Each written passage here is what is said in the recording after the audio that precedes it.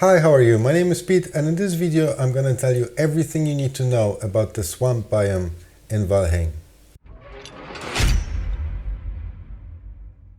So first I'm gonna talk about the creatures you can meet in swamps, and then I'm gonna talk about the resources as well as unique features of this biome.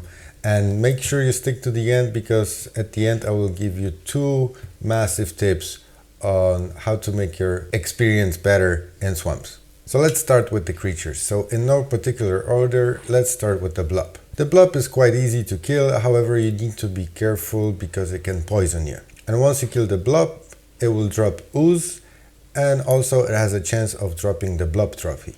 The next one is the Blop's big brother called Oozer, and Oozer also can poison you, and after killing it, it will also drop ooze, and it has a rare chance of dropping a scrap iron, which is actually the only way of getting scrap iron without beating the second boss. And upon killing it, it will change into two blobs, which you also have to kill. Now the next creature is Draugr.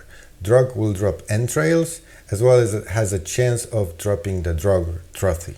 The next creature is Draugr Elite, which, as well as the previous version, it will drop entrails, although it will drop more of them, and it has a chance of dropping Draugr Elite trophy. Now the next creature is Leech, which only sticks to the water, and it can also poison you. But once you kill it, it will drop Bloodbags, as well as it has a chance of dropping the Leech trophy.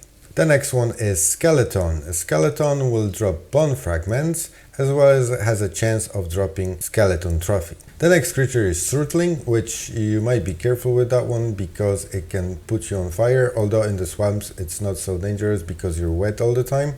And the Surtling can drop coal, as well as Surtling Core, very necessary resource for teleporters.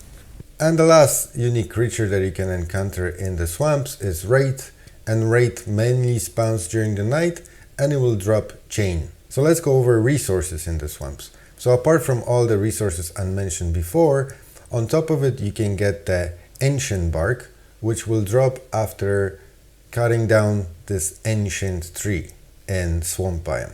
The next unique resource is Gook, which you can actually mine from those green kind of trees. You need the pickaxe to be able to mine them, and you probably need some stairs to reach some of those green thingies. Now the next thing you can collect in swamp is Thistle, which is actually not unique to the swamps, but it's quite common in the swamps as well. And the next one is Turnip flowers, which upon collecting give you turnip seeds.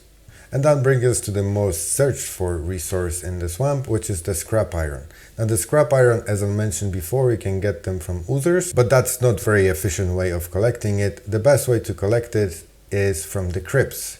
That's how the crypts look like, and there's plenty of them in the swamps, but before you get access to them, you need to kill the second boss, the Elder. Upon killing the Elder will drop the swamp key, and then you will have access to all the crypts in the game. And in the crypts, there's actually three resources you can get. The most important one that you're looking for is obviously the scrap iron, which you can get from destroying those kind of weird looking walls. Also, you can get them from the chests hidden in the crypt. But on top of it, you can get the yellow mushrooms in the crypts, as well as withered bones, which you're actually gonna need to summon your third boss, Bone Mass. And talking of which, in the crypts you can also encounter those stones, and upon interacting with them, it will show you the location of the third boss, the Bone Mass. Now I also want to mention that there's three kind of spawners in the swamp biome.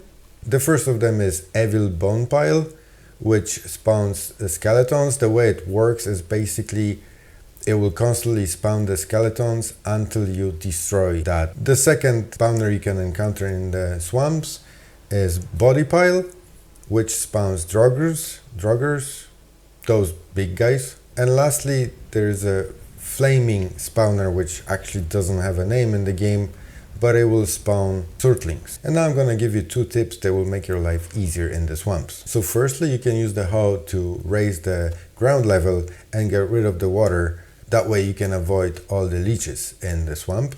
And the second tip is, if you dig the ground around the flame spawner that spawns Surtlings, so it's basically surrounded by water, and you wait for them to respawn, they will automatically die on respawn. As you can see here, they spawn and they straight away get the damage because they're in the water, and they will die straight away, and you can collect all the drops they leave. Now, I hope you find this video useful. If you did, please leave it a like and consider subscribing, and I'll see you in the next one. Thank you.